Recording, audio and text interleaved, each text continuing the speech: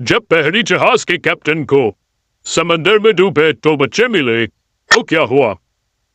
Captain یہ 2 بچے ملے ہیں، بے ہوش ہیں۔ کیپٹن زوس سگار سلگاتے ہوئے جہاز کے اس پار چڑھتے ہوئے سورج کا نظارہ دیکھ رہے تھے۔ بغلے شفاف پانی پر تیرتے ہوئے آسمان کی لامحدود وسعتوں کی طرف جا رہے تھے۔ سمندر کا پانی انتہائی خاموش اور ساکن تھا۔ رات کے طوفان کے بعد پانی کا انتہائی خاموش اور ساکن ہونا بنتا تھا۔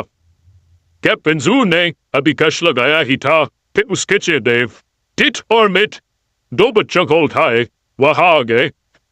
کیپٹن نے ہلتا سگار پانی پہ پھینکا اور مڑ کر دیکھا، کون ہے یہ اور کہاں سے ملے ہیں؟ کیپٹن نے بھمبیر اچکائے۔ کیپٹن مجھے لگتا ہے یہ مر گئے ہیں، ان کو پھینک دیتے ہیں۔ مٹ نے ایک دم کہا۔